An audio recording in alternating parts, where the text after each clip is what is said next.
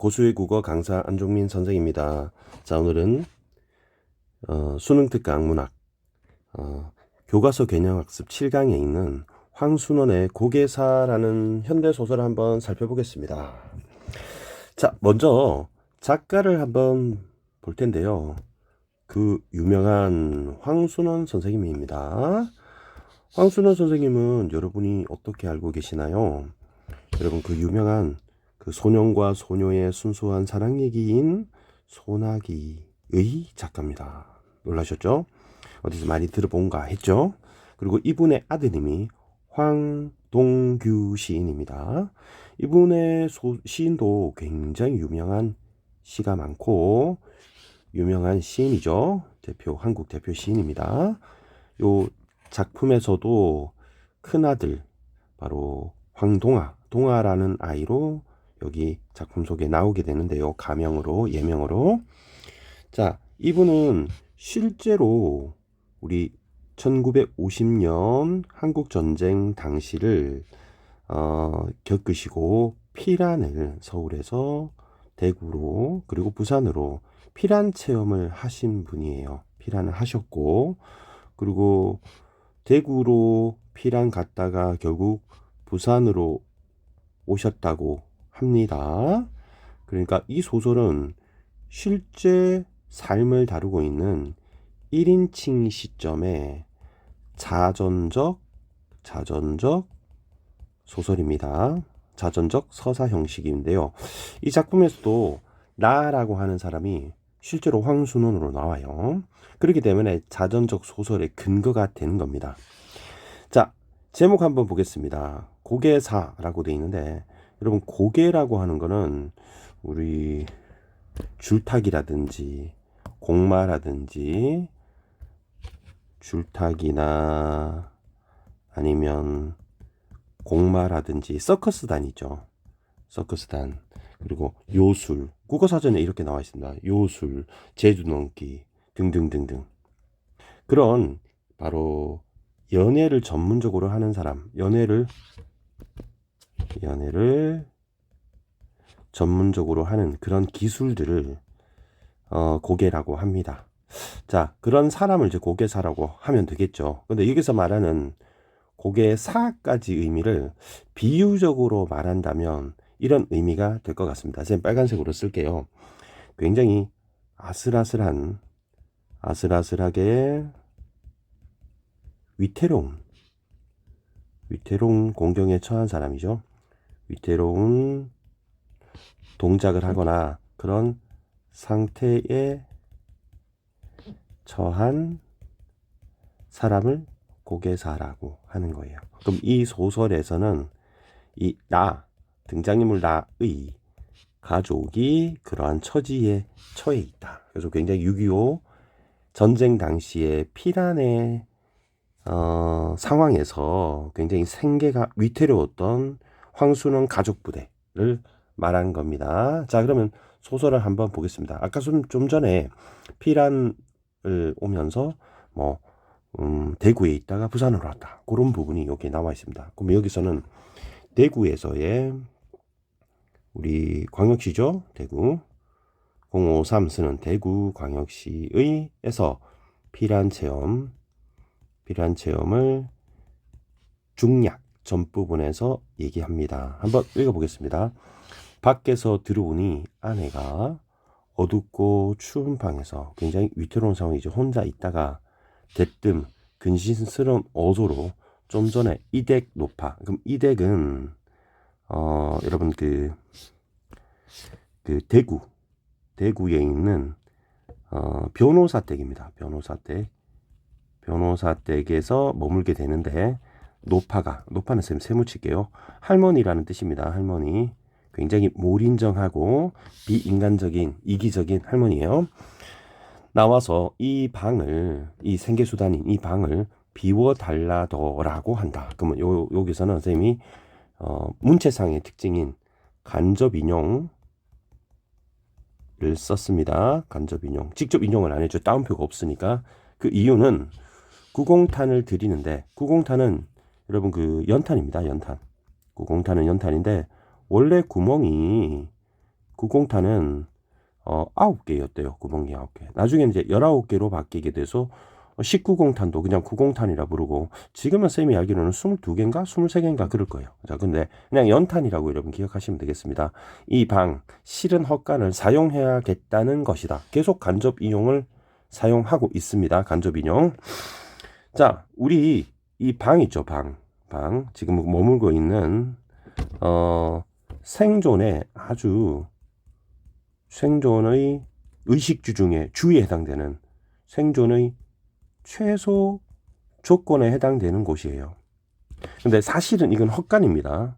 그래서 사용해야겠다는 것이다. 그러나 그날로 아내가 이 이댁의 식모한테 들은 말은 이와 아주 다른 것이었다. 그러면 실제로는 연탄을 드리는데 이 방이 사용해야 되겠다는 것은 사실은 핑계죠. 실제로 얘기는 그거와 다르니까. 그래서 선생님이 요 파란색 형광펜으로 구공탄을 드리는데 이 방을 사용해야겠다.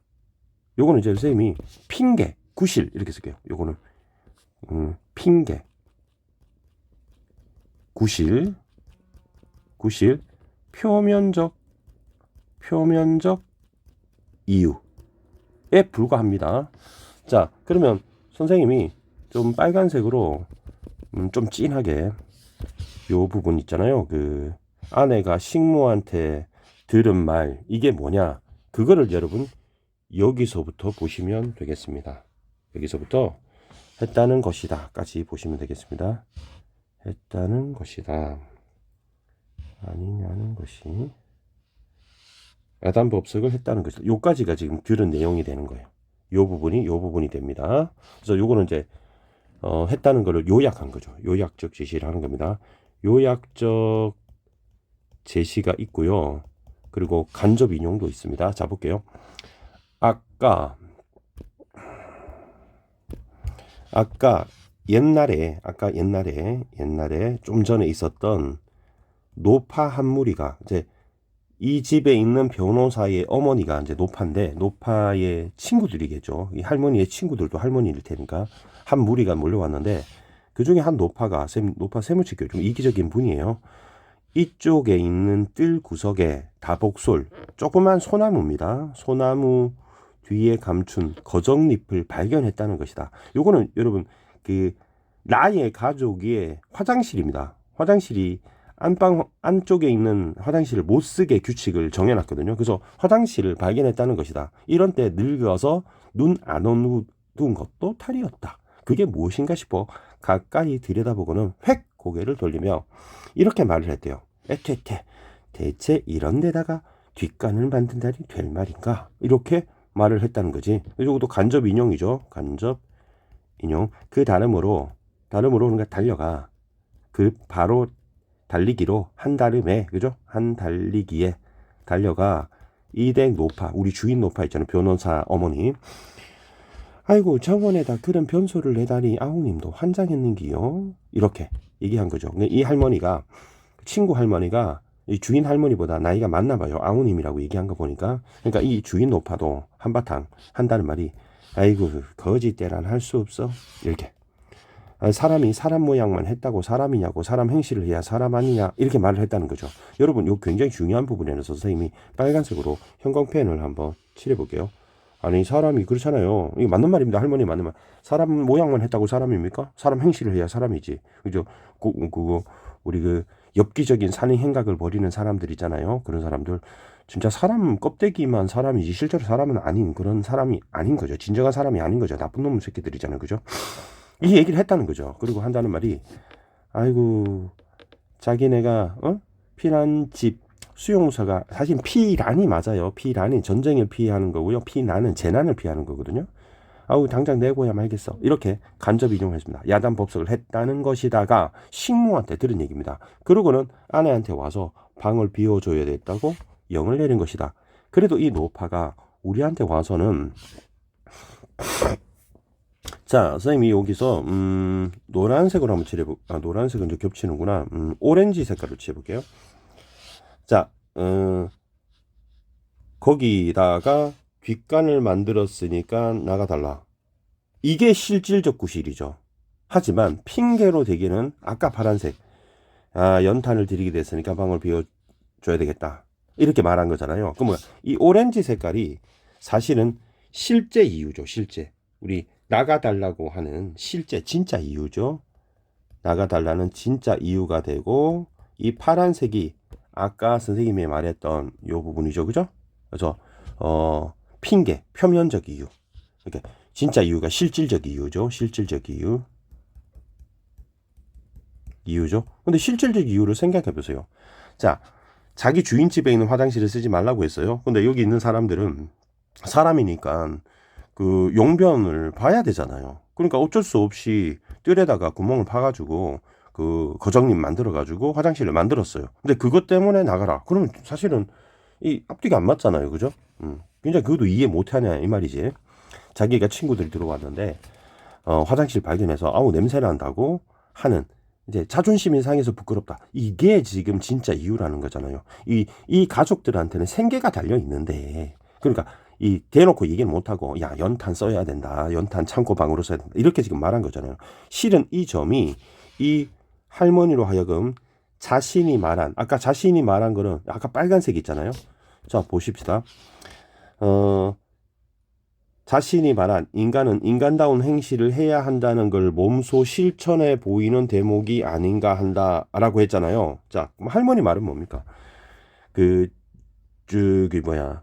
사람이 진정한 사람 행실을 해야 한다, 이런 얘기잖아요. 근데 할머니가 가만히 생각해 보면 사람 행실을 못 하는 거잖아요. 자기 모순에 빠지는 겁니다. 그죠? 그러니까 그 부분을 나는 지적하는 거죠.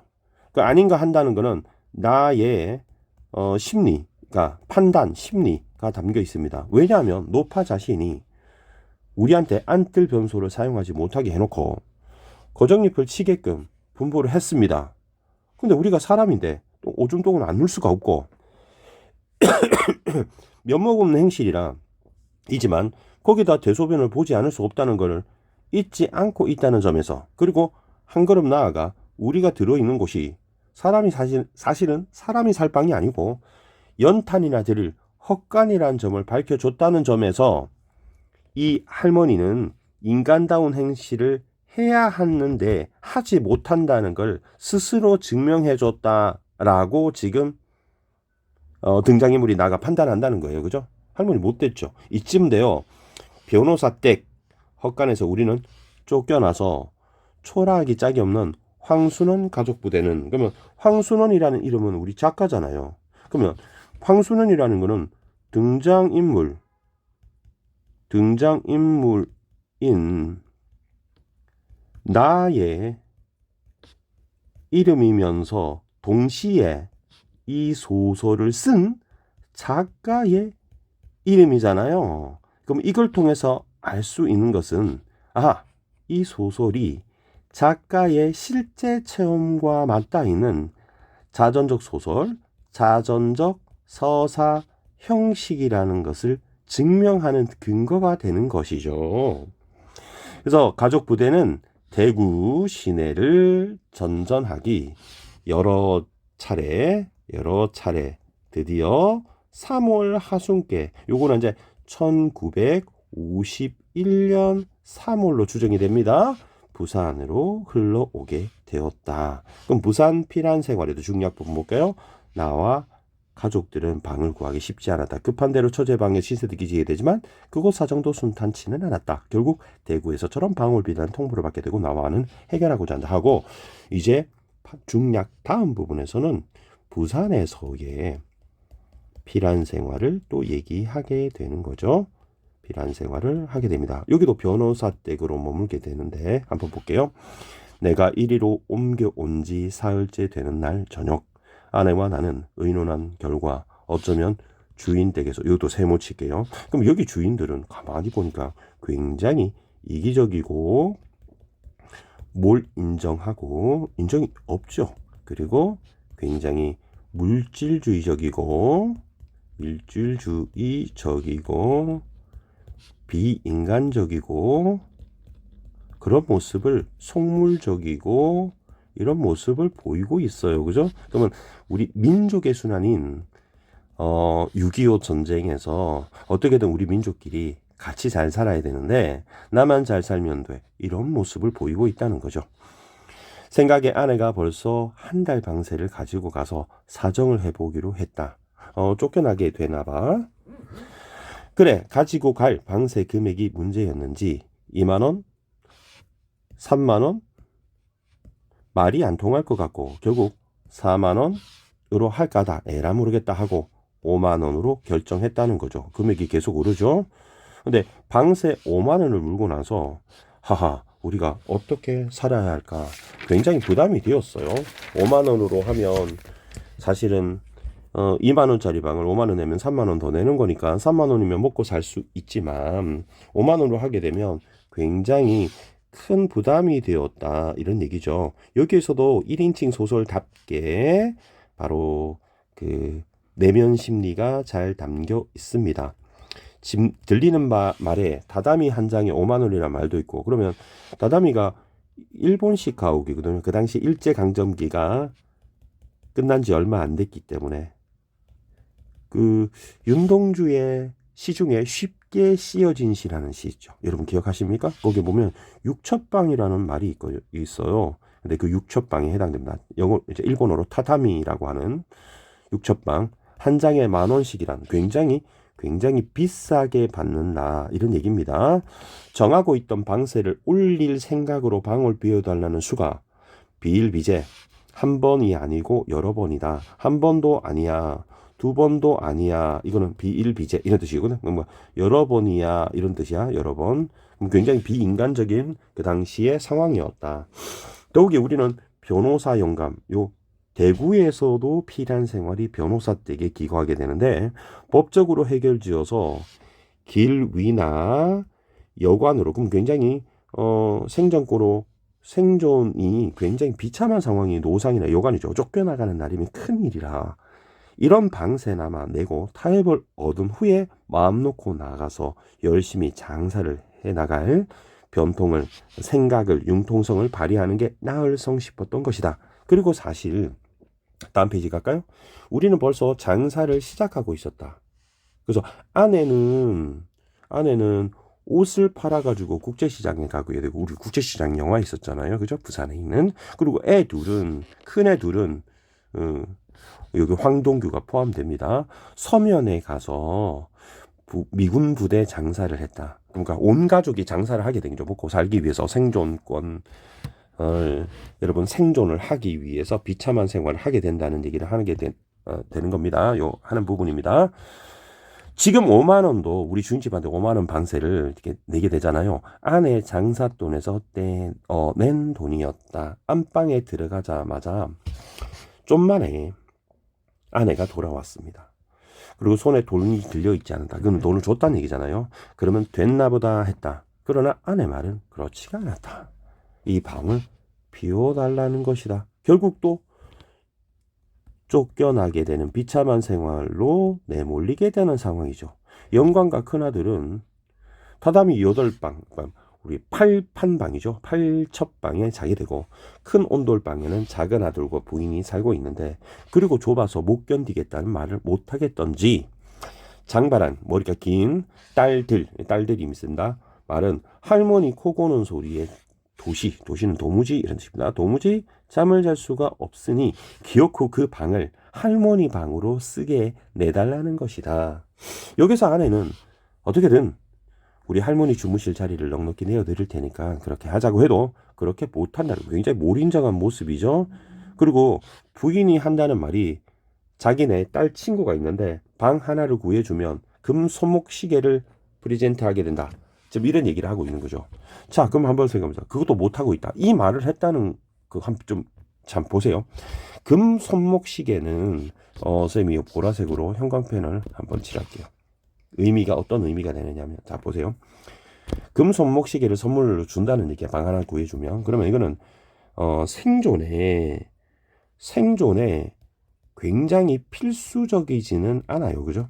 필수적인 물건은 아니잖아요. 이게 액세서리니까 그냥 뭐 손목시계 있거나 없거나 살아가는데 크게 지장은 없죠. 그런데 이 방이랑 비교를 한번 해볼까요? 방. 이 방은 나의 가족에게는 굉장히 생존에 필수적인, 없으면 안 되는 여러분 의식주 중에 주거와 관련되는 부분이잖아요. 그렇기 때문에 이것 때문에 방을 비워달라고 하는 거는 주인의 굉장히 속물적인, 물질주의적인, 그리고 인정이 없는, 사람 인정이 없으면 인간이 아니잖아요. 몰인정한 모습을 볼 수 있다는 겁니다. 손목시계 여러분 기억하시고요.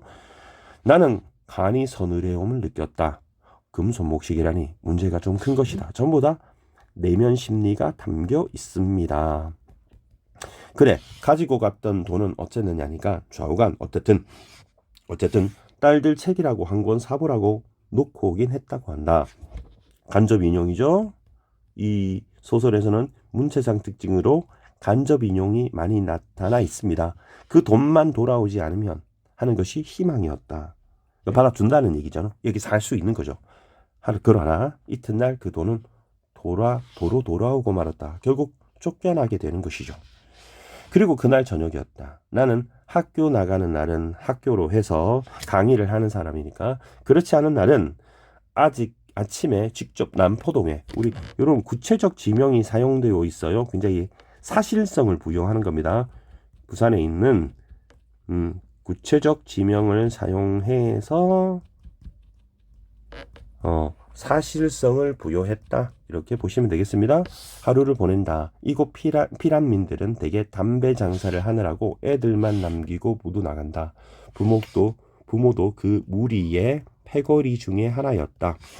나는 여기서 서면에 간 큰애들 돌아오기를 기다려. 사남매라고 해요. 국제시장에 들려서 애들 만나고 집으로 돌아오는 게 한 일과였다. 그날도 그랬다. 우리가 저녁에 모여 들어가니, 우리 6가족이죠.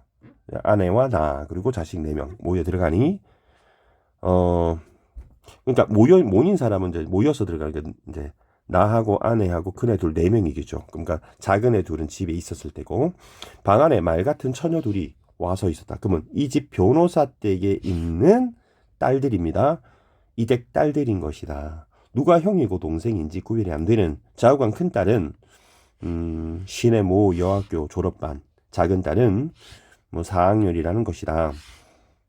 그리고 이들이 오늘 저녁에 이 방에 와서 자야겠다는 것이다. 나는 이 두 말 같은 처녀 중에 누가 친구한테서 방 하나만 구해주면 금손목시계를 선물 받을 수 있는 아가씨일까 생각해 보았다.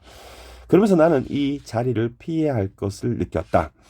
그런데 이 말 같은 처녀가 누구에게랄 것 없이 2, 3일 내로 반드시 방을 내놓으라는 말과 함께 나에게 차가운 시선을 던지고 가버렸어요. 그 시선이 멸시에 찬 눈초리였던, 어쨌든 그것은 벌써 아무래도 좋았다. 하지만 이들의 전법, 통보하고 시선을 던진 거죠. 효과에 있어서 내게는 이들의 오빠 되는 청년이 내게 따귀를 몇 번 갈기는 것보다, 이거 물리적 폭력이잖아요. 물리적인 폭력보다 차가운 시선이 더 컸다는 것만은 스스로 인정하지 않을 수 없었다. 그러면 물리적 폭력보다 딸들의 그 차가운 시선이 나에게는 모욕감 그리고 수치심을 더 크게 주었다, 이런 뜻이 되게 되는 것이죠. 그러지 않아도 아침이면 나가는 나는, 이날은 어서 이곳을 나가고 싶었다. 이날은 학교 가는 날이기도 했다. 풍경은 여러분 바람에 흔들려서 울리는 종입니다. 울리는 종. 풍경 달린 현관문을 열고 나서니, 그러면 이제 보통 그 옛날에 사찰 같은 데 풍경이 있었고요. 이거는 바람에 흔들린다기보다는 현관문 열면 딸랑딸랑 하는 거 있죠. 슈퍼 같은 데 가면 응접실 거기 꽃이 진 동백나무 이편에 변호사 영감이 허리를 구부리고 회양목인지 나무입니다. 매만져주고 있었다. 6.25 전쟁 상황이에요. 그러니까 부산은 상대적으로 6.25 전쟁에서 피해가 좀 적었잖아요. 첫눈에도 여간은 보통이란 뜻이에요.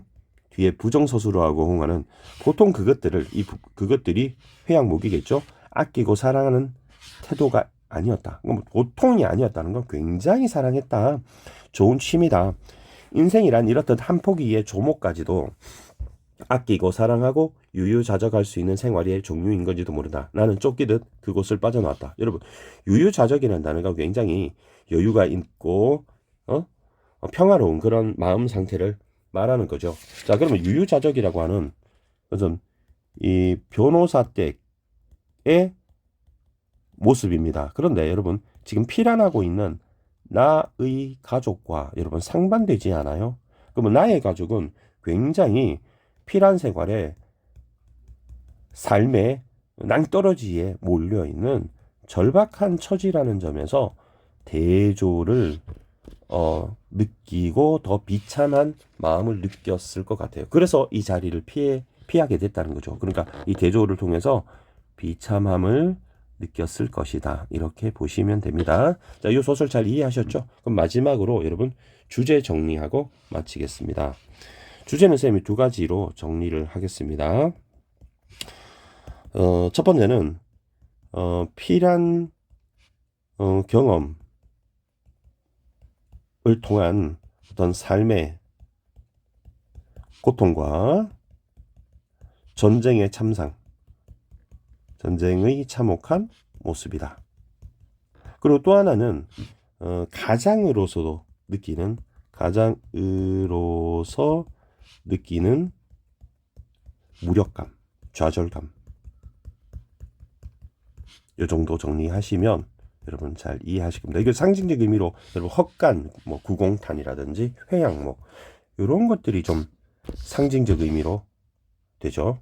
그러니까 우리 가족은 되게 삶의 낭떠러지에 몰려 있는데 나무를 만지면서 여유로운 모습을 보이고 있는 변호사 영감댁. 그다음에 대구에서 노파의 모습은 굉장히 비인간적이고 몰인정한 모습을 보이고 있다는 측면에서 유교 상황에서의 작가의 체험을 이렇게 자전적으로 드러낸 작품이다라고 이 소설을 이해하시면 될 것 같습니다. 자, 오늘 강의 여기서 마치고요. 다음 강의에서 만나겠습니다. 여러분 안녕.